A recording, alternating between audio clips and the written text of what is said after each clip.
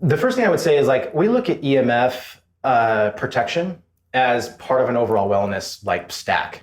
Like you can't just say, I'm having this negative thing occur. I'm having bad sleep and EMF protection will solve that problem. Yeah, it's all multifactorial. But it's one more thing that you need to incorporate if you want to be your best.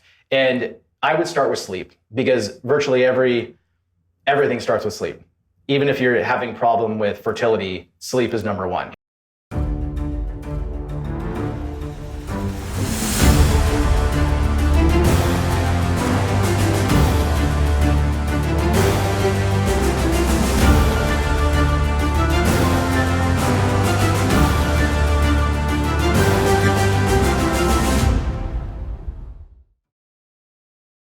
On this episode of the Captain's Lifestyle Podcast, I am joined by Josh Bruni, who is the CEO of Aries.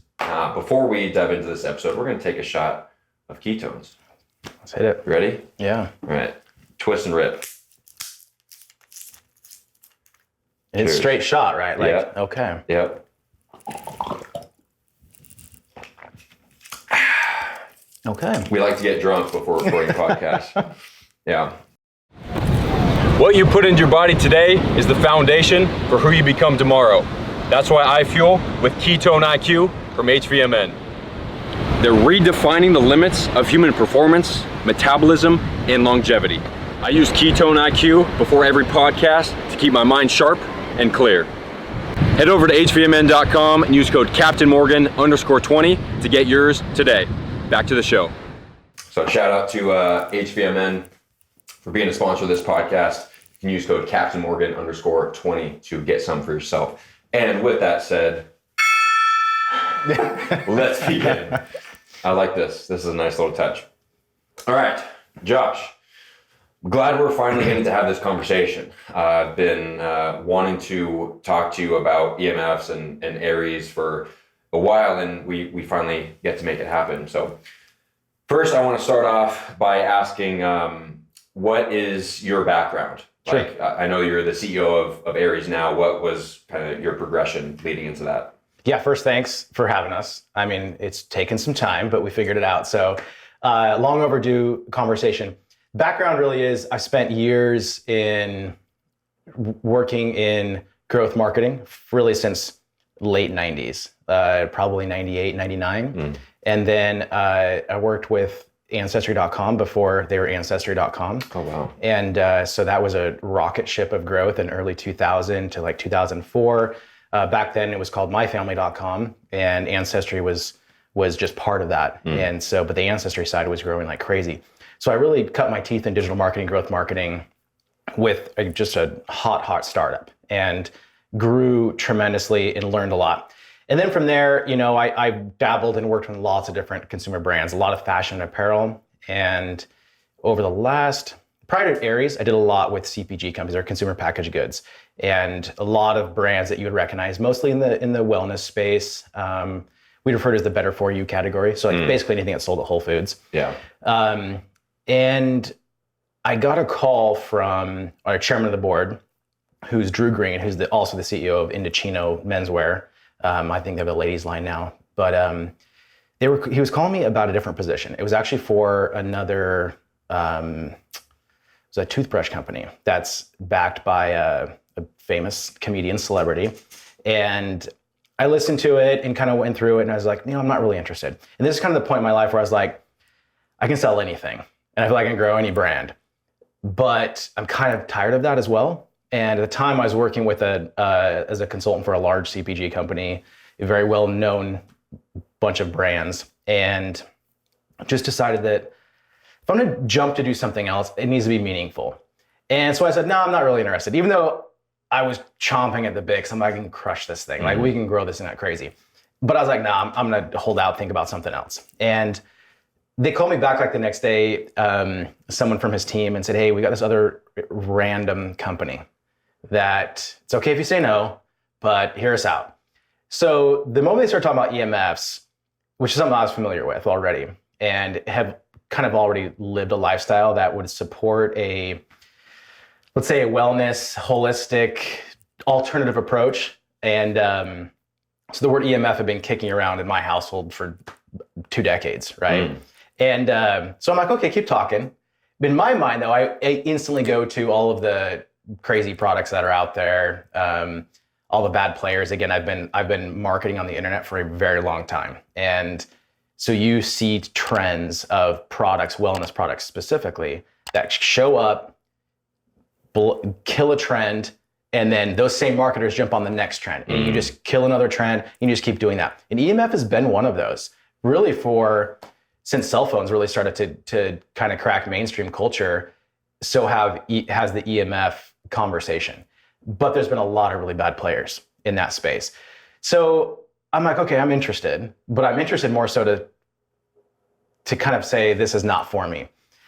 Then they talked to me about the science. They talked about the background. They talked about where the company came from. Then they really kind of caught my attention. The amount of science caught my attention. So then I'm like, I'll have another conversation, which they were completely shocked. These recruiters and people from Drew's team, completely shocked. So they set me up with that time, the founder and CEO, Dimitri. And so Dimitri and I talked for hours the next day, and it told me more about the science, where it came from, talked about their research with bees, and not only just with human biology, but also like the bees and the agriculture and different things like that. And it was just fascinating. And so he sent me some of the reports to go through, which took me a long time, and the patents and things like that. And I was kind of hooked. I'm like, okay, I'm really into this because I've seen so many bad products, and this one actually seems to be very, very strong from the science standpoint. And so, we talked for a bit more, and I decided to join them strictly on the fact that I feel like I could actually do some good. I can take these growth marketing skills and actually do something good with it, and sell a product that I was super stoked on.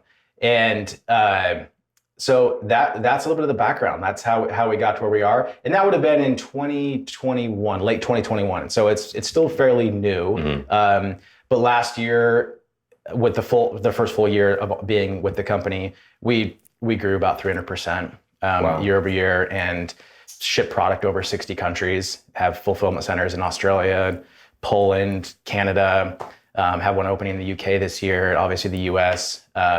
So we've been doing a lot of work. Awesome. So before we dive deeper into some of the science behind this, what are EMFs for anybody who doesn't know? Electromagnetic fields, and basically it's energy or radiation that's emitted from electronic devices. And there's a whole range and a whole spectrum, and there's definitely smarter people out there that can explain this better than I can. But the short of it is the man-made frequencies are extremely chaotic and not friendly to our own biology. Our own biology also emits a frequency, and they basically clash, let's say it that way. And when they clash, it creates negative consequences or negative side effects within the biology. And this is where the science and scientists want to argue it. And this is why it's like not mainstream culture that we're talking about this. This is why we continue to move forward with wireless technologies, and because the companies and people responsible for making those are not required to actually prove that they're safe. And I find that's a really interesting thing when a lot of other wellness products, you're actually forced to prove the efficacy or the safety and things like that. In this field, that's not the case. And I actually will say I'm actually in support of that. We can talk about why. But there's a point where it's like you're so far away from what these original technologies were back when the regulations were created back in the 70s and the 90s, where we didn't even have near the technology or the capabilities or the strength of signals that we have now to allow those standards to still exist. And I think that's where a lot of, I would say, the EMF advocates are saying, hey, let's just update the regulation. Let's just make the world aware. And I think that's actually a good place to be now. They didn't start there, however. And then, so I think it's time to update those. Where I think I think the conversation is progressing now. And keep in mind, as a global brand, we get to see all these different pockets of cultures all over the world. And the US is lagging way behind this conversation.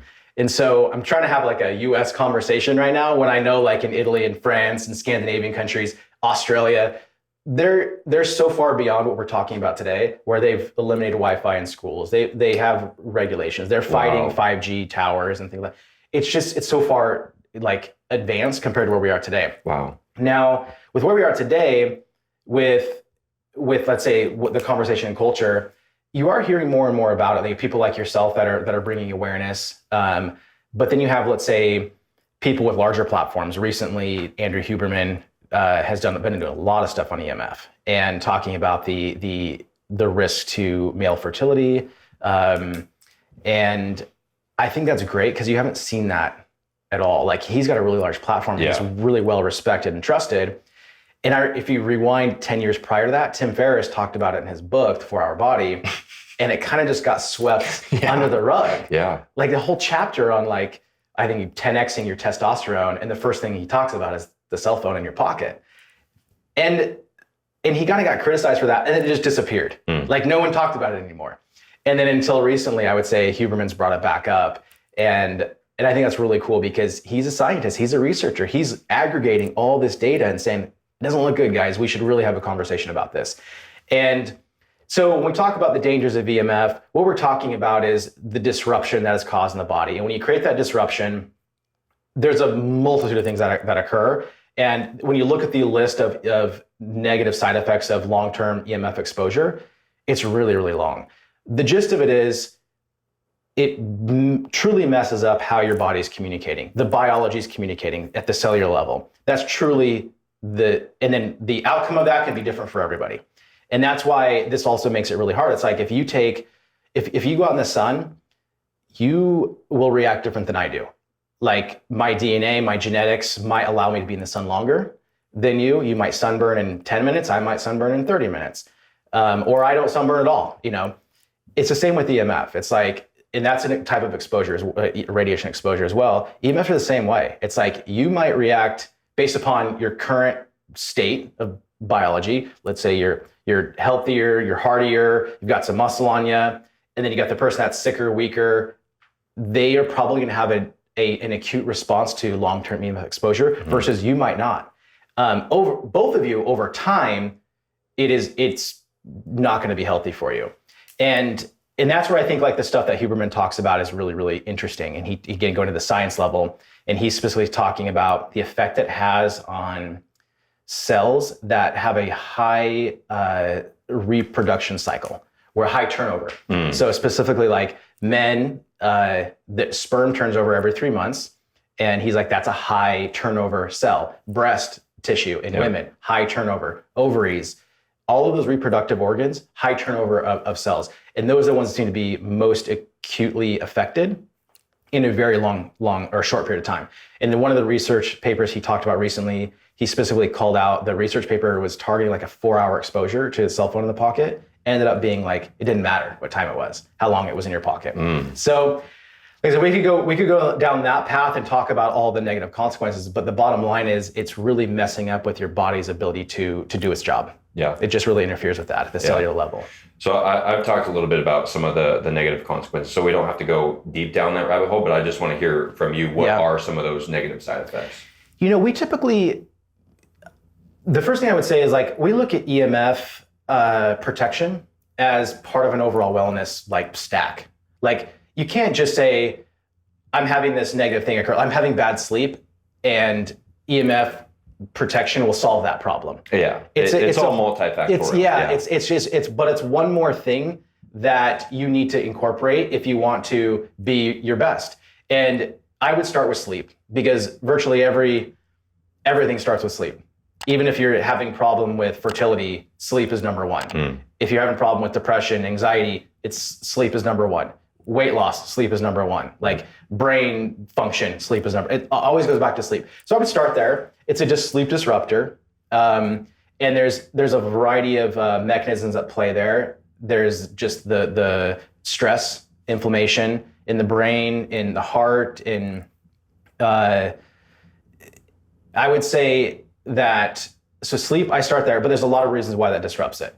And I said, I'm not a scientist, so to go down that rabbit hole too far would be out of my league. But I would say sleep is number one. I think male for on that note, on sleep, I read a research paper recently that was published on PubMed that said EMF exposure has been shown to decrease melatonin production. So that's one of the mechanisms, in addition to stress and inflammation, that obviously reduces sleep quality. Well, that's where I was going. Was like the next one I would say is on the hormone side. Well, hormone is also related to sleep, and it's also connected to basically everything that your body is doing is how it releases hormones. And we know that EMF is a hormone disruptor as well. So your ability to produce the hormones at the right time and the right amount, like it's completely disrupted. So when we go back to like, what is the large message of EMF? It's a disruptor. It disrupts your body from performing the functions that it's programmed to do and it wants to do, and it disrupts that. So, but I think I would start with sleep, and then I would probably go to hormone and fertility. Specifically in men, I spent a lot of time working with a really large brand that was focused on prenatal, postnatal, pregnancy, breastfeeding, but then also just fertility as a category for both male and female. And it's just something that men don't like to talk about, and oftentimes put the onus on the female. The reality is there's a lot of men that have some broken swimmers. Let's just say that. And EMF is probably the number one place I would start. Like I typically wouldn't go to EMF for a lot of the other, let's say, issues that people are having. Again, it's a stack of an overall wellness program. But when it comes to male fertility and hormone production, I would absolutely start with the cell phone. Where is it? How long is it on your body? What proximity to it? I would absolutely start there.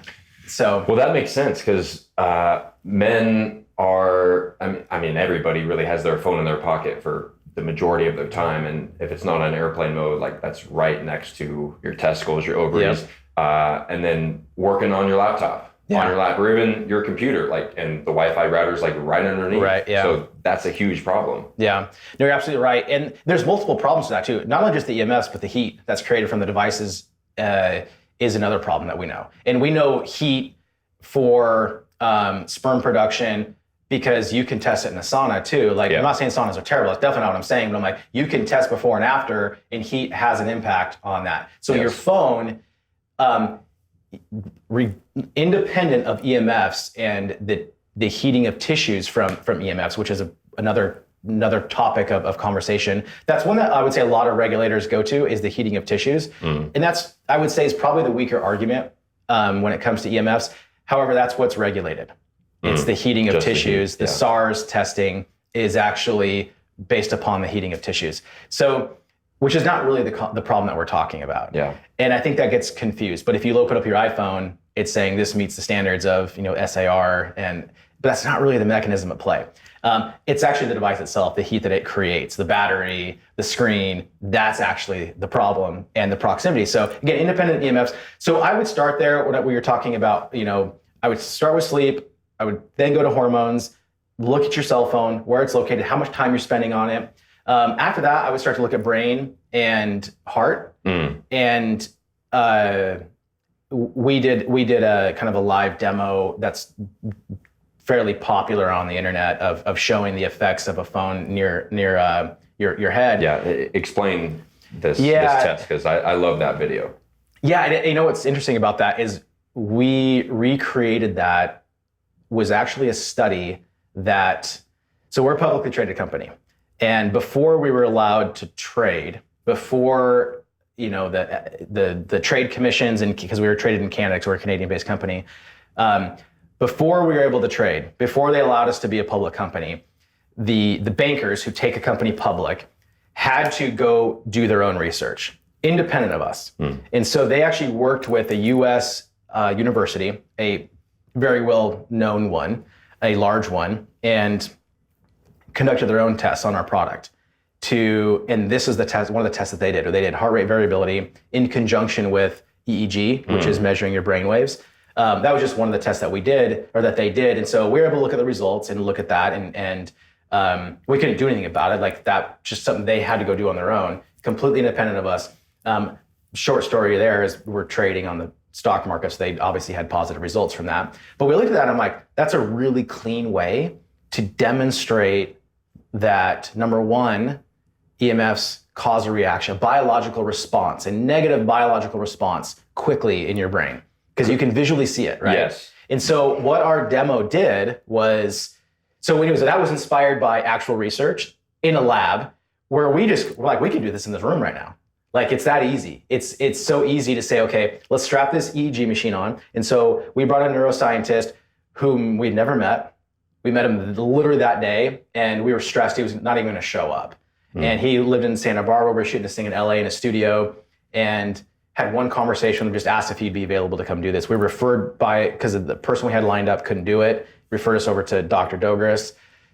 First time we met him, shows up. And we were confident in what we were gonna see. It didn't matter who it was. We just needed a true scientist that had the machine. Yeah. And so he shows up, does this thing. And what it is, it's a cap that's put on your brain, on your head, that has all these different sensors that's looking at your brain activity. And it's measuring, in one of the demos, I think in the full length video, he has like someone bite down and it shows the response that your brain has. It blinks, left eye, right eye, and you can see how your brain's responding, the signals that are created in your brain. And one of the reasons why I was also really kind of passionate about using the EEG test, it's one of the biological, like when you're looking at your biology and how it's responding, it's one of the few studies that people won't argue with. There's a lot that people will argue with, like live blood cell testing or some of the impedance-based testing where you like touch something and it like reacts based upon, like if I held this and I'm touching this impedance meter, it will say, and it'll have a negative reaction to it because it thinks that my body's negative reacting to this product. But some people believe those are really great, or even like muscle tests. There's a variety of testing that have a lot of people that say that's not good science. What's the argument with live blood testing? Again, I'm definitely not qualified, but when we looked at ways to demonstrate the effectiveness of the product, as well as the negative biological response, EEG was just the obvious one. Live blood cell testing to me makes a lot of sense. Yeah. But and we have a lot of science. Yeah, we have a lot of science on it too. And what's really interesting about live blood cell testing is you see how the cells react. Yeah. I'm not entirely sure why, but I think there's a lot of ways to manipulate it. And I think that's why. I think it has to be extremely controlled. And I think there's a lot of people that can do it that you don't just have to be qualified to do. If you're using an EEG machine, there's a lot of consumer products out there now, but the people that I would say are the leaders in doing that, like you have to have real training. You have to know what you're looking at. And with live blood cell testing, it's pretty easy to do on your own. Gotcha. And I think there's a lot of people out there. As a matter of fact, in the state of Texas, there were some issues with people like doing it to then sell a product, right? Because you could manipulate it. Okay. And I think that's why. It's just it doesn't have the ability to control it as much. So we love the EEG idea. I think if we were to do it again, we would also do the heart rate variability in conjunction. Because after talking to Dr. Dogres, when he was doing this, he was super interested. He's like, look, the work that we're doing is how the heart is controlling the brain. And I'm really interested to get this into the lab to say, let's do heart rate variability. Yes. In conjunction with EEG. So I think if we were to do it again, and that's what the original study was, by the way, was that, but I'm just trying to do a demo so I could show people what's going on here. So EEG machines measuring your brain waves. And so we brought in 4 different test subjects and we had them all kind of perform a different activity with the device. I think we did speakerphone from like a distance for a few minutes. Then we did up to the head. We did some with a VR headset. We did a variety of different things. Shockingly to me was how quickly people's brains actually lit up. And so when I say lit up, was the stress and the inflammation was almost immediate in their brain. And then you could see it on the screen that just the brain, everything was just chaos, right? Yeah. And you see like what it's measuring is just the activity in the brain. And the person's completely calm, normal. Yeah. So you have this subconscious activity occurring in the brain that was kind of astonishing. And it was really quick. And the reason why that kind of surprised me was because a lot of the studies are done with like a 10-minute or 20-minute period of exposure. And we were looking like at 2 minutes, 5 minutes, 7 minutes. We were already convinced by within a few minutes. We didn't need 20 minutes. But then the fascinating thing with that experiment, or that I would say I'll call it a demo, was that we took a baseline reading. So just someone chilling with the cap on, just chilling there and just measure it for a period of time. Then we obviously had to use a cell phone or whatever it was. And then we used the Aries product. When we saw people improve our baseline was really exciting. And it made sense because we were in a studio. And in that studio, we had lights, we had multiple cameras. His EEG machine is running off of 2 power supplies. I mean, it was like, we had and we were in a studio, which is like brick walls and like a sound stage and things like that. And we're in LA. And we're in LA. 5G towers, all over. Outdated technologies and probably horrible wiring and things like that. So when we improved our baseline, that was really exciting to see. And it was really cool to see the subject's reaction to it as well. So like that video is, I think, almost 3 million views now on YouTube. And it's the backstory of that to me is so funny because like I said, I just met him. We didn't even know what he looked like. And he shows up, he's like this rock star. He was an actually gem of a human. But we're like, we don't know what's going to happen. But we know the product works. The reason I go back to I like that is because it shows the effects of EMFs on the brain, and then it also demonstrated the effectiveness of the product. So we always look at this as saying, we aren't spending enough dollars in marketing to convince the naysayers that EMFs are harmful. I'm not spending enough money right now to change anyone's mind. And I'm not sure that we ever will probably want to do that. We want to be there when people do change their minds, but that's a lot of energy to go try to change people's minds. Yeah. But the people that are like open to the conversation or already like, hey, I'm already concerned, then that's who we're speaking to really. And then if you can't have that conversation first, which is, I actually think that EMFs may be harmful, then there's no point even talking about the product. Right. So that's what I liked about that demo was it showed the effects of the harm of EMF, but then it also showed the effectiveness of the product. So that's why we like that visual. Yeah, a lot of people need that visual representation of how this is directly affecting. Right. Because with something like EMFs, like they're invisible. You can't see it. So I understand how people can be skeptical. I was for a long time until I saw some of the studies and it's like, wow, this is not just woo woo. So this is legitimate, documented, this damages your body. And so seeing that visual, especially in the brain, our most important organ, was a wake up call for a lot of people. One of my favorite ways to protect myself from EMFs is swimming in the ocean. And even when I can't, I'm still protected with my Aries Tech LifeTune Flex. It protects me from the oxidative stress caused by electromagnetic radiation that can cause things like headaches, fatigue, and trouble sleeping. To get yours, head to ariestech.com, use code Captain Morgan. That's ariestech.com, use code Captain Morgan. All right, back to the show. With the cell phones, the regulation on the cell phone or the test that they run for EMFs, I think it's a few centimeters away from the body. But when people are on a call, they don't hold their cell phone out here. It's right up against your brain. Right? Same thing when it's in the pocket. It's touching our skin. Right?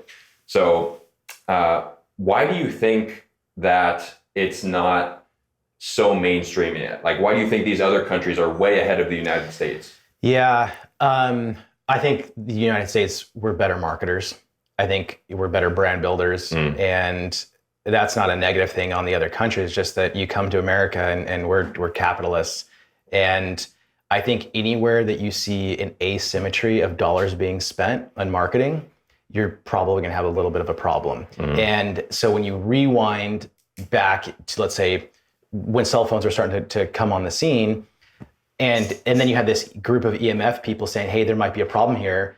You have a group of people that are unorganized, that don't actually know, but kind of know, don't have funding, against brands, some of the biggest brands on the planet, maybe the biggest brands on the planet, that are organized, that have money, that are communicating a message that nobody wants to ignore because nobody wants to not have an iPhone, especially by the time iPhone 3 came out and you had a camera and you're now at your point, you're getting rid of your iPod, and nobody wanted to have that conversation. So you have an extremely organized group of people here with huge money, and then an unorganized group of people here with no money.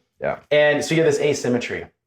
And I think we're still dealing with that. I think, decades later, we're still having asymmetry. We have more desire to have this technology and products than we ever have.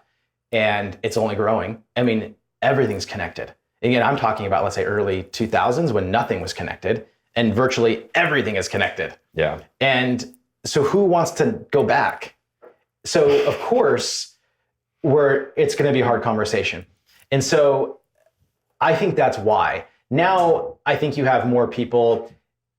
It's interesting because when you can actually look at some of our customer base, there's definitely, like, let's say, a group of people that are, again, on the conspiracy theory side, that have been, I would say, ahead of the curve for a long time, but more so because they're for other reasons. And then you have people, let's say, on the opposite side that are more wellness based and just thinking, okay, cell phones in general are bad because of the alerts, because of social media, and also, oh, by the way, there's this EMF thing that might be a problem too.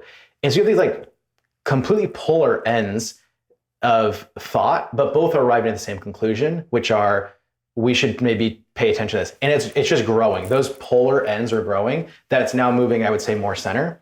And I still think there's a lack of organization and a lack of funding on actually fueling that conversation. Because as you know, there's 20,000, 30,000 studies that have been done, that have been submitted to the World Health Organization. So say what you want about the World Health Organization, you could blame them and say, why aren't you at least putting this out there? Because you committed to doing it 10, 20 years ago and you haven't done it yet. Mm-hmm. You have it all, but it's not out there. But the bottom line is there's 30,000 studies. So, and none of them are pointing to saying, hey, this is super, like, we're completely fine. Like, no one's saying that. As a matter of fact, there's not one study that says conclusively we're safe. Yes. Just same way that you read a study that says conclusively this is going to cause harm, because science doesn't work that way where you can say that. And if you talk to any scientist, they will pretty much never say with 100% certainty that something is anything. Mm-hmm. And so it always ends with more research needs to be done, more science needs to be done. So even those 30,000 studies, pretty much all of them will say more research needs to be done. So people take that as like, oh, not convinced. Well, on the other hand too, it's like none of them say it's safe either, right? So I think that's why. I think there's a lack of organization. I think there's an asymmetry in dollars being spent. And when you look at the studies that I would say are maybe saying it's safe, you got to look at how those were funded. Mm-hmm. Why do those even exist? And a lot of times it is a little bit to feed a particular agenda. And I'm not saying that as like this is conspiracy. I'm saying this is science fact. When you look at who's funding studies, and sometimes these groups so badly want to do studies. Maybe it's not this particular study, and maybe they're trading like, hey, we'll do this study because we're doing this study, but we need you to fund it, so we'll do this one that you want. Like, there's a game to studies that's out there that is not what the consumers want to think about. Yes. And it's not necessarily conspiracy. That's just a fact. That's like, look at who's funding them, and all of them have to disclose who's funding them, so you can pay attention to that. Yeah. And I think Huberman does a good job of that too, and even Tim Ferriss, where they actually talk about what good science is. And Tim Ferriss always quotes a book about that he refers people to about understanding how to read science. And I think it starts with who's funding it. Yeah. And so it goes back to my point of like the asymmetry in dollars being spent on marketing as well as the research that's why it's not, I would say, in culture. Mm-hmm. And when you look elsewhere in the other countries, you don't see the investment in the same way. Actually, there's probably very little investment in either way, because you're still looking at the US in a lot of ways. You know, most of these other countries are looking at the US from a brand standpoint, product standpoint, but not with the same, like, I would say, passion that we do in the US. It's just a different experience. Yeah. So that's kind of why I think that. I do think it's worth mentioning though, like I mentioned this earlier, like I'm actually all for like, hey, let's push forward and keep innovating, because the innovation has done a lot of good, but let's also be accountable for what's occurring. Yeah. And let's continue to innovate that direction too, to keep people safe. Yeah. So I wouldn't want to wait for some sort of regulation to say, it would have taken decades for us to get a cell phone if we had to wait for regulation on EMF. And so I support the innovation, but I also support the accountability and say, we've created a problem, let's do something about it. Yes. And I think that's the part that's missing right now. Yeah. Because we've created a solution that could easily be integrated into a cell phone, a Wi-Fi router that would solve the problem. Or I'm sure that these companies could probably do more to just mitigate how much EMF's being emitted anyways, but they don't need to. Yeah. So what's the point? So there are solutions out there, and I just think they just need to be held accountable now. Agreed. I think another problem with the United States is, in general, we're not too worried about health. Yeah. Like, this is a 2018 statistic before the pandemic. 73% of Americans are either overweight or obese. That was in 2018. And then, of course, we had the lockdowns where everybody decided to be victims and stay inside and shove their face full of food and watch Netflix and not exercise. So I guarantee the number's higher than that now.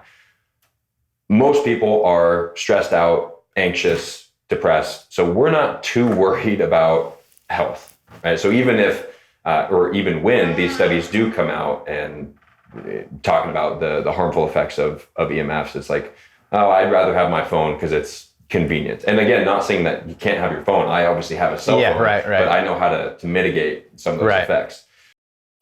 Do you suffer with stress, anxiety, trouble sleeping?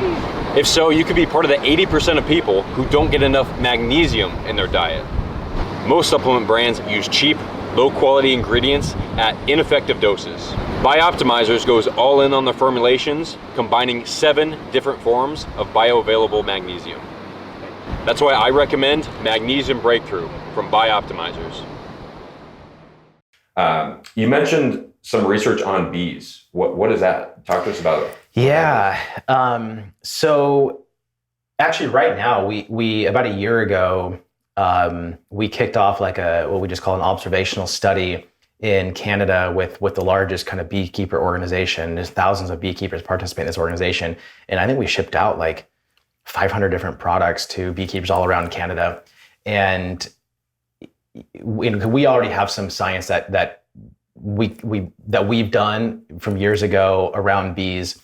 And look, we know bees have issues with environmental stressors, all sorts of them, from herbicides to an EMF is kind of one of those. And so our studies suggest that, and these are like real studies. These aren't us.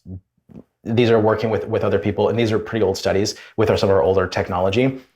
Suggests that there's a basically when the bee's leaving to go do his job, he gets disoriented and scrambled, and because of EMFs. And a lot of times, what you see is near power lines or these antennas, or even now homes where they're just basically producing these chaotic fields of energy that are scrambling their own systems to be able to do their jobs. And that's when they leave the hive, when they're in the hive, because every bee has a job and a role, and it's weakening these hives. And so we just did this, one of the studies that I'm excited about, and I call it observational field study because we set it up in a way to say, okay, beekeepers observe their hives pretty regularly. And they're looking at everything from like the health of the hive, the strength of the hive, the yield of the product being produced from the hive. They're measuring everything, and so they're super sensitive to what's happening. So what we want to do is like, okay, let's start with like, okay, let's get some data back. What did you observe? What did you see? And then from there, we want to construct a more controlled test. So we're about a year into this field study, and we're now collecting all this data, and the results are pretty incredible. Like again, you think of Canada, it's frozen and covered in snow most of the year. We have a video that was sent to us by one of the beekeepers where every one of her hives was still alive, and they usually lose 50% or more of their hives. And so she's literally digging these hives out, like 10 feet of snow. She's digging them out, cracking them open. It's just a thriving hive. And their minds are blown because every year they're replacing their hives. And they have all these hives that are thriving. So they're super stoked. We're also getting a lot of feedback on, there's a particular mite that infiltrates these hives and just basically takes over and weakens them, sickens them, and then they eventually die out, right? And that's just part of what being a beekeeper is just, does the hive stay around? If it doesn't, what happened to it? And then you just keep repeating the cycle and you try to eliminate some of that. But what's happening is the strength of the hive, and again, this is where we want to now test and say, okay, what's causing it? Are they healthier? Are they doing their jobs better? Are they reproducing at a higher rate? We want to really get in and understand that. But what we do know is, from our previous studies, is their ability to do their jobs is improved. In the the absence of EMF interference.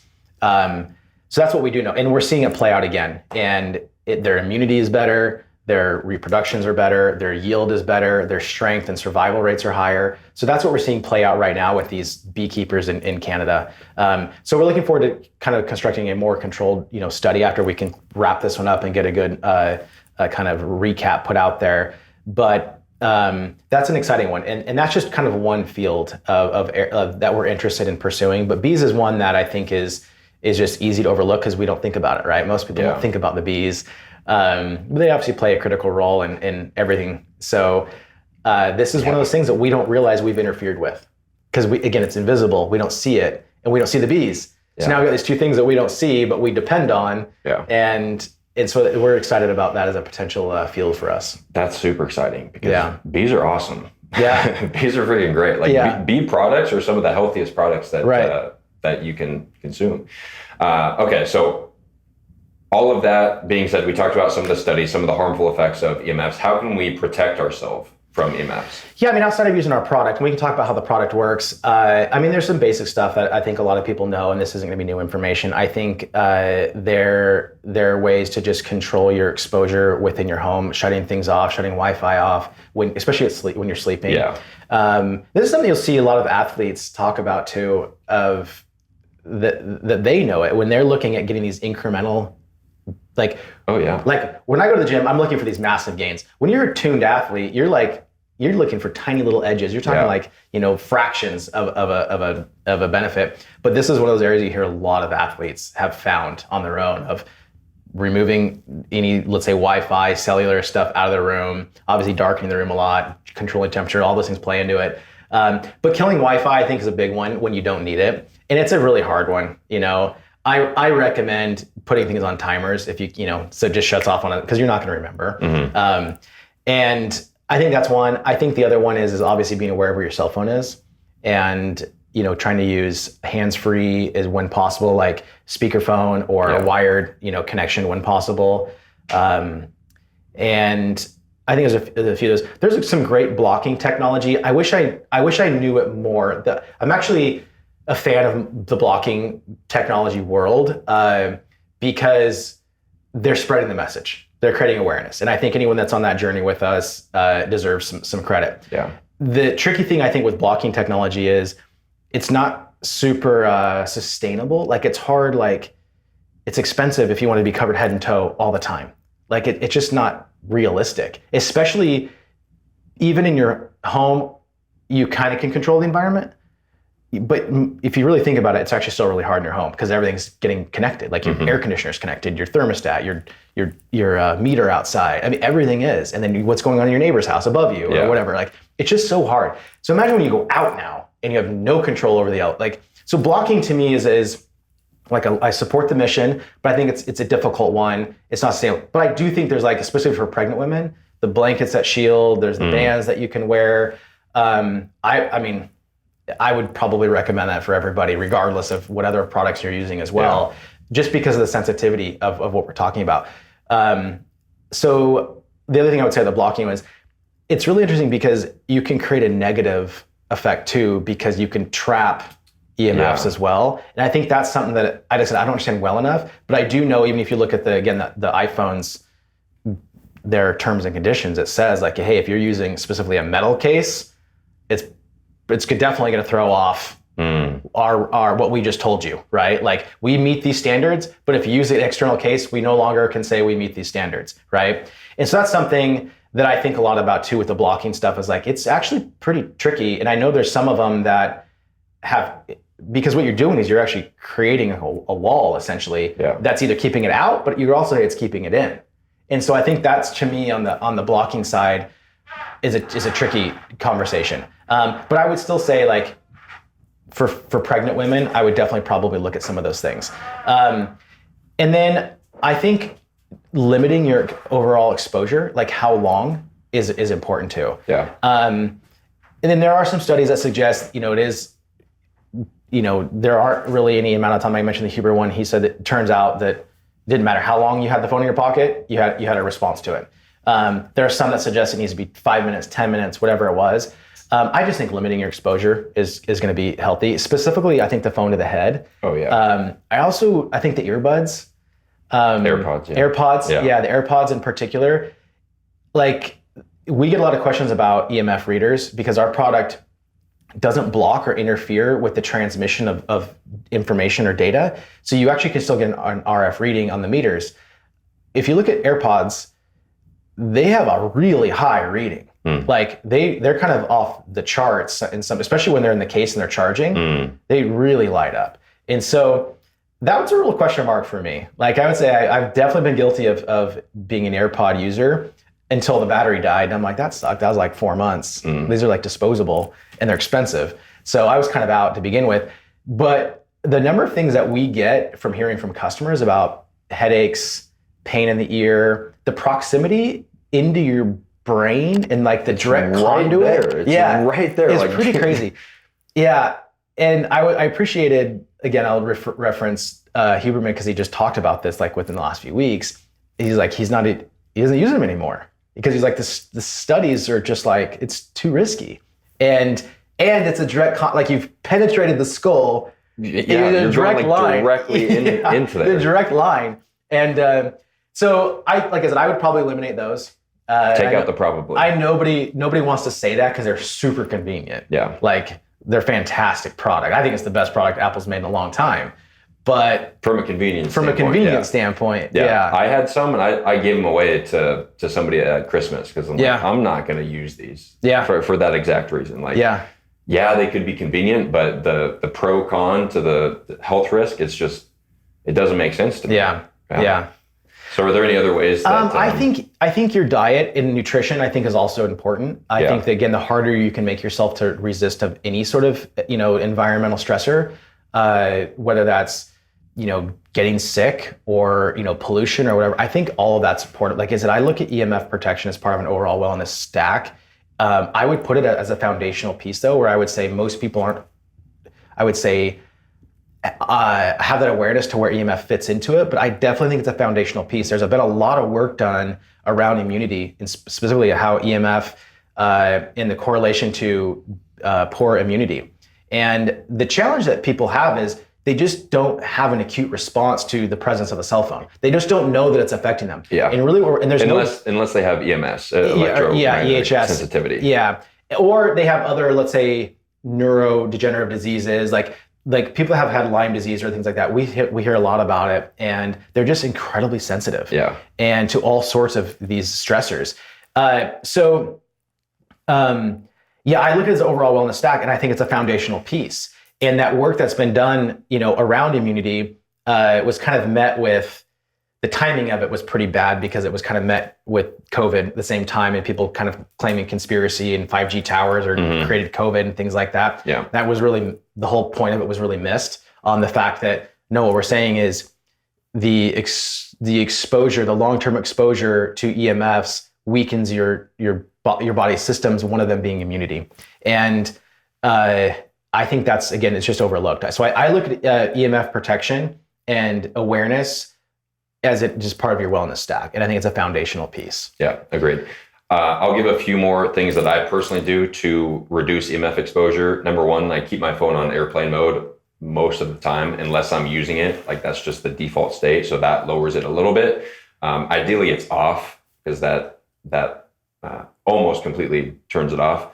I also ground as much as possible. Oh, yeah. And then antioxidants as well, because again, EMFs increase oxidative stress. So the more antioxidants you can have in your body to combat those free radicals, better off you're going to be. As well as magnesium. Magnesium plays a role in offsetting the oxidative stress of EMFs as well. So that's a pretty good overview of how to protect ourselves from EMFs. We covered shutting off the Wi-Fi router, minimizing exposure. Your diet plays a role in it. High antioxidants. Keeping your phone in airplane mode, grounding, magnesium, and a super simple way that we're going to dive into now is Aries. So talk to us about how this product works. Yeah, so first of all, the product and the technology have been around for a really long time. It's really only been in the consumer space now for just a handful of years. I think the company went public in late 2019, and even after, you go public and you start selling a product, it doesn't mean that people are buying your product, right? It's taken some time to to actually get it into consumers' hands. And I would say really the tipping point came last year. And like I said, when my team came on, we also work very close with VaynerMedia as our growth agency. Yep. Shout out to Gary V. Yeah. And I actually gave him one of your products when I first interviewed him. Yeah, that's cool. That's cool. No, he's been. We've had some conversations, but I would say VaynerMedia in particular, I've worked with them in the past in other projects, and we have a very similar way of approaching growth marketing, and I just align very well with how they're very content focused, content first. Yeah. That's kind of my approach as well. And obviously that's the whole other topic is on growth marketing. But so we worked with them, we brought them on. We still took some time. Okay, let's get the content, let's get the story right. And we didn't quite know what the right way to connect with people was. And also who was that person we're connecting with. So really come up with, okay, who are the different personas and what's the right story, right? And so we spent a lot of time on that. But once we rolled that out, we had a fantastic year last year. We really started the product out there. And but going back, the product's been around for a long time, probably close to 20 years now, the technology itself, not in the consumer format. It was actually originally developed for military application. And so the original objective was to create a solution specifically for those trailers, the remote, I'm trying to remember what you would call it, like the remote missile stations, like little trailers, and they have all the satellites over them, and they're out in the middle of the desert, and these little remote operating vessels. And you have this room full of people in this trailer covered in satellites. And what was happening is they identified that the staff was getting sick. They were not finishing the workday, and well, that's just military in general. We just don't like working. Well, I would say like the objective was we need to do something about the EMF exposure, but we can't interfere with the communication. Yeah. Because these communication, that's what they're there for. Right. And so they couldn't interfere with it. So that's what Aries was created for, was to prevent the negative effects of long-term exposure while not interfering with these signals, which is why our product still works while your cell phone still works. So they're both working. It's not blocking it. Yeah. So what it is at the core of it is a microprocessor. It's a passive microprocessor. And what that means is there's no power source to it. External power source. That's this little silver square in the middle. That's actually, if you hold it up and you can kind of move it around, you actually can see all these different circles. And those are very, very fine etchings into it. And there's probably 2 places in the world that can actually do that fine of etching. And it's a real challenge to get that microprocessor made, because in order to be effective against the millimeter waves and the 5Gs and the new technologies and things like that, you have to really create these grooves that are etched into that processor, super, super fine and deep. And it's just difficult to do. And so what it does is there's no external power source, as I mentioned, but what it is doing is it's collecting the energy and the radiation from these external fields that we talked about before, these electromagnetic radiation. And that's what you see. The gold part of that is a conductive material, and the shape, it has meaning, and it's actually in more circles and like a lattice work that actually captures the energy, funnels it to the processor, and the processor then, based upon the angle of those etchings, creates this counter field. And it works very similar to what I would say, the best way I describe it is noise canceling headphones, where noise canceling is actually sending out a wave, and it's meeting the incoming wave, and it cancels it out. That's how noise canceling headphones work. It's essentially the same here. And what it does is it takes this incoherent, chaotic field and makes it match your biology, your biological field. And this goes back decades to inferior science that we have now. But when they were trying to come up with, okay, what are the angles? What's the math to create that counter field? They actually took like a human cell and sliced it and sliced it and sliced these little microscopic layers to come up with the patterns that are etched into that. And that's the original genesis of that, was actually looking at the human cell to determine what are the angles that need to be created to create this counter field. Wow. Is this like sacred geometry? Are you familiar with that? I am a little bit with that. I can't say for sure. I would say that the answer would be yes. And the reason why I say is because they use different words than that in the science literature. But I'm pretty confident it's the same thing. Okay. Because I know some of my friends who are in the holistic space have EMF protection that is just sacred geometry, and they say it acts similar to that. Like it creates a counter field. It harmonizes. Yeah. Exactly. Yeah, and that's essentially what it does. I would say where we just put out a peer-reviewed study. I just did a press release on it, and again, as a public company, I have the press release, everything. It's a really important study to us because it was specifically about the function of the technology, and it was peer-reviewed and published. And so in the scientific community, you have these different standards of quality of research. Yeah, and that's gold standard. Yeah, and that's gold standard. So if you can have something peer-reviewed, that's great, but then have it published as well. And then even further, our team actually presented the findings at I forget the name of it, the International Congress of Communication Technology, I think is what it is. And they presented the findings there. And basically what that paper was and what the findings were was essentially what I just described to you, was the ability to modulate and control external electromagnetic field in a tunable way. Meaning we could change the shape of that processor and actually then tune that wave how we want. Oh wow! And so the other thing you're going to see too is we have about 25 patents right now, and we have a new one that is kind of already out in the public domain. And we haven't fully press released this yet, but the new patent is on the function of what the product does. So the ability to control and modulate external electromagnetic radiation. And that patent comes on the heels of this peer-reviewed study. And so they're connected in that way. So we're super stoked on that because strengthening our IP as a public company or as a consumer product is really important to us. But then also just furthering our science is just this company and the product is so rooted in science where others are not. Yes. Let's just say that. Yes. And I mentioned before, there are a lot of bad players out there that are preying on fear and trends and things like that. And we stay far away from that and focus on science. Yeah. And we have a team that's just constantly researching, testing new ways to test the product. So that's a little bit about the product. Hopefully that answers. Yeah, this is great because I get so many questions on how the heck does this work, right? And that was actually one of the primary things that stood out to me about Aries when you guys reached out to me, because I've got a bunch of EMF protection companies that reach out to me, and you're right, a lot of them don't have the science to back it up. And when I ask how does it work, it just they try to explain something, and to me it just doesn't really make sense. And I know Aries has millions of dollars invested into the science. You mentioned 25 patents? Yeah, 25 patents and well over 10 million invested in the research in that. And we had 2 million just before we went public that we had to go and do more research to satisfy the regulators and things like that. Wow.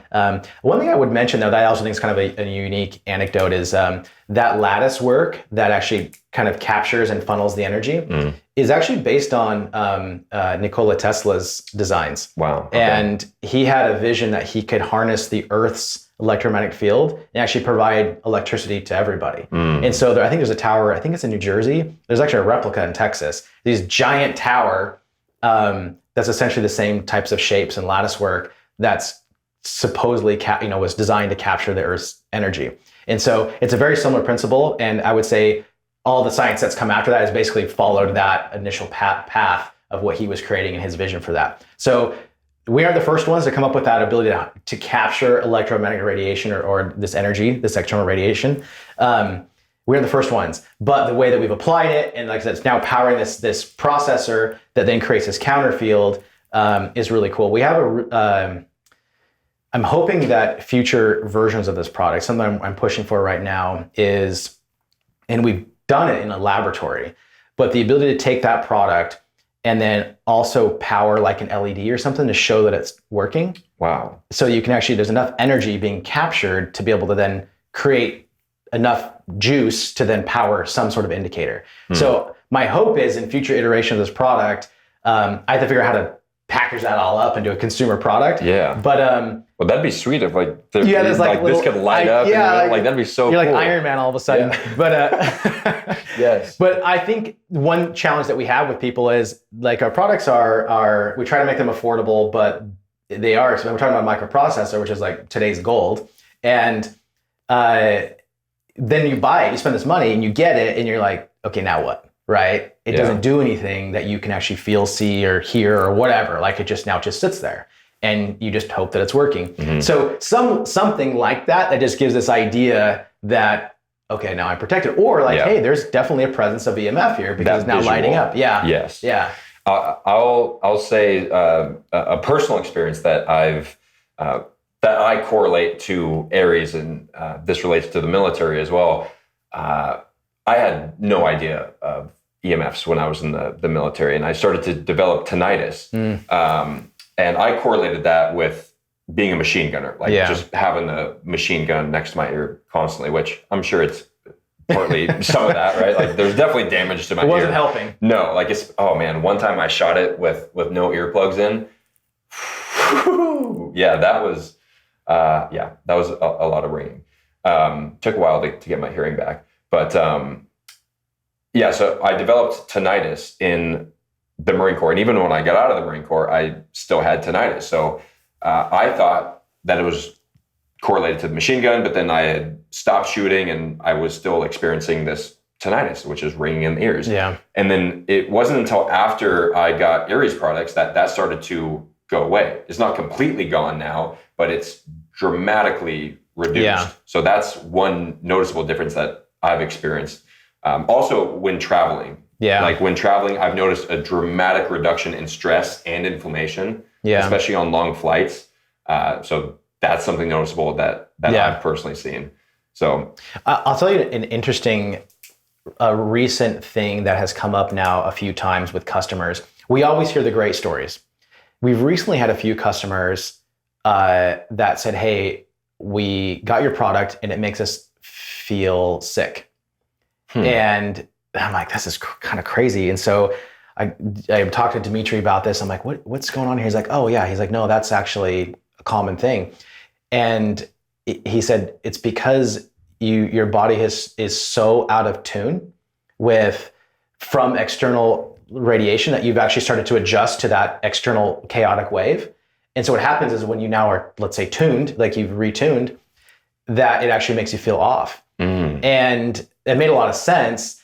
But what I like about that is it's not a story to say, hey, the product is working. It's like, but it still is. Does that make sense? Like it's still saying there's something happening to me and people are like, I don't like the way this makes me feel. Right. Well, it's like when people detox, like you're mobilizing the toxins in your body. Yeah. Like you're going to feel worse before you get better. Yeah. So I imagine it's very similar to that. That's actually a better way to say it than I did. But that's exactly what was happening is their body's changing and they're feeling it and it doesn't feel good. That's a topic that I talk about a lot is a lot of people don't know how good they could feel. Yeah. Like they're just in this constant state of stress, inflammation, dis-ease, right? They're out of ease. So they just think that that's normal. Yeah. Especially because everybody around them is also stressed out, inflamed, sick. So they just think, oh, this is normal. Yeah. And then they start to get healthier and then they're like, holy shit, like I can feel so much better. Yeah. Yeah. All right, let's talk about some of the different products. So this one I've got on right now is the Flex, which is new. You also make a sticker that can go anywhere, but I put it on the back of my phone, on my computer. Talk to us about the different range of products and what they're used for. Yeah, I mean, it maybe looks complicated when you hit the website. There's 5 products, and it's actually pretty simple. You've got your personal protection, and then you have your area protection. Personal being when we talk about personal, it just basically is protecting in a smaller area. And that's because the processor is smaller and the antenna is smaller. And so the product that goes onto your phone, that you mentioned the sticker, it's actually pretty small. maybe the size of a dime with maybe a slight little, bubble on it. It's not huge. And that one, because it's so close to the source of energy being your phone, or let's say your Wi-Fi or baby monitor or wherever you put it, it doesn't need to be bigger. And so we can get away with a smaller processor, smaller antenna, because it doesn't really need that big of an antenna because it's so close to the source. And that creates, let's say a range that's comfortable for a person and can handle, most situations that you're in with your phone, like meaning external fields. If I remember, it's about 6 feet of protection roughly. Yeah, it's probably a little bit larger than that. I would say probably, let's call it 8 to 10, but it also depends on the strength of the signal. And ironically, the stronger the signal, the better our product works. So, Okay. So meaning like the stronger the EMF, the better the product works, because the more counter field it's creating. Okay. Because its source of energy is actually that chaotic energy. Okay. And so the more of that, the better it performs. So when you develop the LED light, if it's super bright, you're like, oh fuck. Exactly. That's exactly right. And so that's kind of, we call that the one. And I would say 90% of everyone that has our product probably starts there because it makes the most sense. It's so simple. It's so simple. You put it on, you forget about it. Yeah. Then we have the product called the Go, which is a smaller version of that one. And the difference between that one and the Go is, I should have brought some with me. That was you foolish. have that right, Dave? Yeah. Yeah. This is the Go. Yeah, right there. And what I like about that one is exactly this situation. It's on your keys, and you just kind of forget it, right? Yeah. And that one has two processors in it, which is the same processor that's in the sticker one, but that one has two of them and has a larger antenna. So it's a larger coverage area. And this one was originally actually created for pets. So the size of it was convenient to put on a dog collar or cat. And cats and dogs are very similar to like small children, is they're actually very susceptible to the external fields because they just aren't as hardy as adults are. They don't have the mass. They don't have children developing over years. And so until they're fully developed, they're very, very susceptible to all sorts of environmental stressors, including EMF. That's something we didn't get into, but I would like to mention here is that children especially are very highly sensitive to EMFs, especially in the brain. In the brain. Yes. Yeah. So EMFs. Hormone production also, because that's what's going haywire to begin with. And now you're taking a haywire system as you're, growing and developing, and you're making it more haywire. Yeah. But yeah, so it's really developed for pets. It's convenient. It's small. It's durable. It's waterproof. It's not going to break. And then you move up to the Flex. The Flex is a new product that we just launched last year, and the reason why we created that product is and we call the Flex is it starts to straddle that line between personal and area protection. So it's better for travel. It's better for the airplane. It's better for, let's say, the office, where you have a lot more stuff going on there than you would in your own home. I like wearing this because I feel like I'm protecting everybody else around me as well. And that one has two processors too, or sorry, one processor, but it's the larger processor than the other two that we just mentioned. And then you start to move into area protection, which we have the Zone and the Zone Max. Yeah, it fits into the wallet, super slim. So it's my wallet. Oh, nice. And then inside of it, if I can get it out, because it's been home in there for a very long time, is this one. Yep. So this one is two processors and, a larger antenna. And so now you're getting to that more area protection. I don't ever have things on my phone. Like, I don't even put a case on it or whatever. And so I tend to use this one a lot. And I actually have one that sticks to the back of my phone too, like in the Apple Wallet. And so I have one that goes in there too. So I pretty much have this one or that on me at all times. So that's kind of how I roll. And then on all my bags, whatever, I have, these other ones clipped on. But these small ones that clip, I like for kids because you just clip it on their backpack, and they don't even think about it, right? Yeah. You try to put something on a teenager's phone. Yeah, that's gonna create attention that they don't want. Looks stupid, Mom. Yeah, exactly. What is this? Now who's gonna ask me about this? I think So we like that one for that reason too. It's just discreet. You put it on there, and most people they think it's really cool looking. Yeah, and they ask questions about it. Like this. Yeah, like even if this did nothing, like it's just a cool necklace, Yeah. No, I was in Savannah at this coffee shop, Savannah, Georgia, and this barista dude's like, that's really cool. And so I try to explain to him, and Savannah's known for ghosts and being haunted. And so I say the word EMF, and he goes to, I'm a ghost hunter, using an EMF reader. And I'm like, not quite. But anyways, I'm like, here, email me and I'll send you one. So he emails me, but he sends this whole thing of like how cool it was and like the designs and now everyone asks him about this product that I sent him.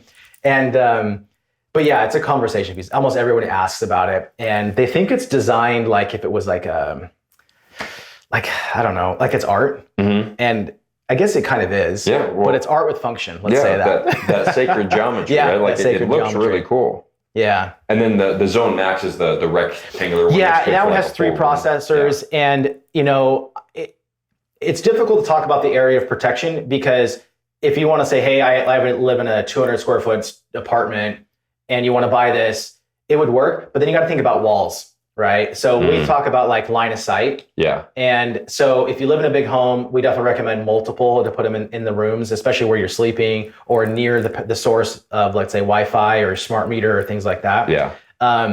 You mentioned tips too, and I just said smart meter. In most places, if you have a smart meter in your house, which by the way, have a really high amount of EMF production, in most places, you can actually have them remove it or opt out of it. Yeah. And I think that's important for people to know because they don't know that they have that liberty. The thing is, they just come around and install them without you knowing. Yeah. So if you go and check and your meter's different, they've installed a smart meter without even asking you. Yeah. So and I think that's important for people to know because most people don't know that you can opt out. Yeah. And you can have them switch it back or just never put it in. Yes. And that's an important one because those are really, you buy an EMF reader and check it. You'll see it throws off a lot. Which brings me, so we have the room protection. We call it the Zone Max. Has 3 processors. It's larger. I would say it's good size. Probably 5 inches by 3 inches is my guess. If I was just estimating. About like a credit card and a half. Yeah, it's good size. And that one's meant to just stay put. And it's more delicate because there's not like a coating around it or anything like that. And and it's a little bit more money, but it would protect this whole room, right? Like you could have it here, especially next to, let's say, Wi-Fi or wherever it is, and it would protect the whole room. So most people start as a progression where they start with kind of the one on the phone, and then they kind of work their way up. And we, like I said, most people end up progressing to getting that room and area protection. So, a couple questions on the durability of these things. I get some questions sometimes on like the coating. Like when I had mine, some of this started to happen. The coating started to wear off. Does that affect the efficacy of it at all? No. As a matter of fact, you saw mine's in that wallet, completely, encased in the leather. Another anecdote or story here is we were doing this brain scan test with another scientist in Canada when we were kind of testing like, hey, how would we create this? And so we had this guy in Canada that we were working with, and we could not get the thing to work. Like we couldn't get the reading to change. And it was just the same. The baseline was the same. The phone was the same. Like everything was the same. And the camera operator had that in his pocket. Oh, and so like 2 hours later, he's like, oh, and so he removed it and everything worked normal. Wow. But the reason why I bring that up is because it was away from where they were testing. It was in his pocket, and it was also in his wallet, and it still was effective. So as that coating has no function, it just protects it from the elements, essentially. Gotcha. Yeah. But I would say, if you're like me and I use the one that's not coated and it's in my wallet, and I would say it's been there well over a year now. I haven't ever taken it out until today. And I've had the one in the iPhone or the iWallet or Apple Wallet for a really long time too. That they're pretty durable, but if the antenna comes apart or the processor starts to come up, I would replace it. But the product itself, if there was no physical damage to it, really doesn't have a lifespan. It should work forever. Okay. Because I've got one of those, the zones, and one of the microprocessors is broken. So that does diminish the range. It has 2 on it, so it would still work, but it would diminish the range.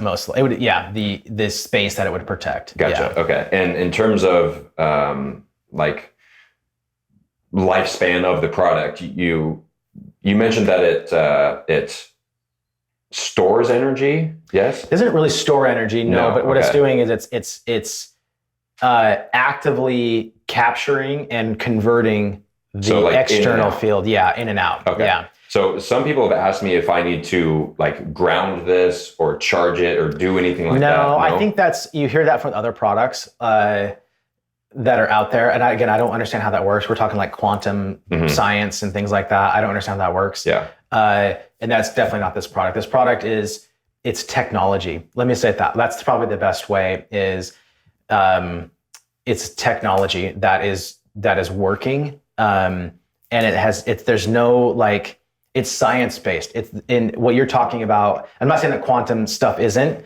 but it's lesser accepted and lesser understood. Yeah. And I'm not discounting it in any way, but where we tend to play is what we can effectively demonstrate repeatedly, which is more of like a scientific approach. And so our product is designed to, it's a technology. We're using a processor that's, it's passive in the way that the little chip on your credit card is. Your little chip on your credit card doesn't do anything until it's next to the credit card machine. And now it does something. This is the same thing. Gotcha. It just, what it's doing is now, then puts out this counter field. I would encourage anyone, like I said, we just put out that recent peer-reviewed study, and it's specifically about what is happening, like what is actually going on. What's the function that's occurring here? And this was peer-reviewed by 6 doctors, not part of our company at all. I don't even know who they are. They're all over the world that did this, that did the peer review, and then published it. And it's essentially describing what the function is actually occurring. Sweet. In a very scientific way. Can we link to all this stuff in the show notes? Absolutely. Yeah, please. Cool. Yeah. So after this, we'll get a list of like the demo video that you guys did and these different studies that we talked about, and we can link it in the show notes for people. Yeah, that'd be good. That'll be good. Cool. So before we start to wrap up, I'll tell people where they can get Aries, and go to ariestech.com. And I forget it's like / Captain Morgan maybe or Taylor, something. It'll be in the show notes. Yeah. And use code Captain Morgan for a discount. Yeah. All right. Is there anything that I haven't asked you that I should have, or anything that you would like to discuss? I think that I think when it comes to this EMF conversation, I would encourage people to do their own research. I would encourage people to be curious, poke around a little bit. Don't take my word for it. And there are some trusted individuals. We mentioned a few: Tim Ferriss, Andrew Huberman. Like, they wouldn't put content out there that they have too much to lose, right? You look at me, I'm a guy selling a product, so don't believe me. Go search for yourself and do your own research. And I would say, I would do that on everything though. Like, yes, that's just a good rule of thumb, especially in today's world and coming out of something like COVID, where you had so much information that was conflicting. Who do I trust? Who did I trust that I no longer trust? Our trust is eroded so much that it's really, really important for people to just really do their own research, do their own work, and make choices. Sometimes they're unpopular choices, or they're counterculture, choices. And I think that's just really important. And realize that we're all in this system that is driven by marketing. Yes. And I'll tell you one thing I struggle with as a marketer is you realize how much influence you have to get people to perform particular action, right? And that has concerned me depending on what product I'm selling. And I can tell you with confidence, the product that we're selling now with Aries, I hope everybody buys it, because I believe in the mission of the company and what we're doing. And I believe in the work that I've personally done to say, look, I care a lot about my reputation. I've been doing this for a long time. And if I didn't believe what I was reading, and I didn't do my own work, and I hadn't have other people help me with it too, that were smarter than me, I wouldn't be here. And so that was the choice that I made. And this is a career choice for me. Like, that's a big deal. And as a public company, I'm kind of out there a lot, right? Like, my name is assigned to everything. And that was a big deal for me. So I made that choice. People say stuff to me all the time, like, oh, that's a crazy business that you're in. Like, how did you go from here to here? How did you go to fashion apparel and footwear and food and bev to this, So, but I did it, and it was, and I'm happy for it. And, I give my wife a lot of credit for that, because she's kind of always kept our household in this direction and kept my mind open to the possibilities. And I would say I'm always kind of middle of the road with everything. I'm never going to be passionate one way or the other, but I'm always open to a discussion either way. And I actually tend to like to hear both conversations and then do my own research, right? And then decide where I'm going to be, but at the same time, respect how other people might not be where I am. And that's okay. And I'm not going to force that on them. And I would encourage people to go down that same path. Like, don't trust me. Don't trust Taylor. Don't trust the marketing. Don't trust the marketing. For sure, don't trust the marketing. And don't trust people that definitively tell you one way or the other either. Anyone that says, oh, you're safe, you have nothing to worry about. Then this person say, no, you're going to get cancer. I wouldn't trust either of them. Right? And so that's probably one thing I think is important to talk about too. Yes, that's. I'm glad you bring that up because I get a lot of questions on like whether or not I actually support Aries particularly is what I get the question about most. And it frustrates me a lot of the times because it's like, I'm so genuine and like authentic and in integrity with what I promote. It's like, of course I believe in that. I don't promote anything that I don't believe in, but at the same time, I understand where they're coming from because a lot of other influencers and companies, they don't give a shit about your personal health or whether or not the product works. They just want to make money. Right. So it absolutely makes sense. So I'm glad we touched on that. I was just going to say too, like again, there's a lot of bad players in this space and there has been for a long time. And I think that's made my job harder with the mission, that we're on and my team is on of creating awareness and creating great product that solves the problem. But there are a lot of bad products out there. Like you can't deny that. There's class action lawsuits, about these products, stickers and things like that have been on phones, and we get that stuff thrown in our face all the time. And this is why we're so like stick to the science. Don't get into those conversations. But also, there's all sorts of other products. There's those holistic ones you've mentioned, a few. There's these more stuff that's rooted in science quantum stuff that I don't even understand. Like, I don't know if they work. I just stay focused on what I do know. Like I said, we stay so science focused. I'm not going to say these other things don't work because that's not my job, right? My job is to stay focused on Aries and continue to push the science forward, continue to spread the word. But I recognize that makes this really muddy, right? And it's really hard to filter through that. On that note, what is it that you're most excited about with Aries? I feel like we're really early, and most people probably don't remember this, but there used to be a store called Radio Shack, and you'd go to Radio Shack and you'd buy components, you'd buy capacitors and wires and circuit boards and things like that. And from a product standpoint, I think we're kind of like Radio Shack right now. Like we look like a component that belongs in something else potentially. And so what I'm excited about is see how do we go from this Radio Shack type product that's raw into the MacBook today. It's like built in. It's built in today, or we've designed our own product. Like you go back in time and you could go to Radio Shack and you could buy a circuit board. You could turn that circuit board into a computer, but that computer's gonna be probably made out of wood and cardboard. And now we've got these beautiful aluminum laptops that are like a pound. Like we've gone so far in design, and back then computers weren't even accepted. Like in my family, we had a computer very early when I was a kid, and people thought it was crazy. Like, what are you going to do with that? Like, you couldn't even handle what was happening with a computer in your home. And I kind of think it's where we are now. We're like so early that eventually it's going to be integrated into everything, or we're going to have such a well-designed product that everybody's going to want it. Like it's going to be the Nest version, Google Nest version of our product. Like I'm really excited about that as well.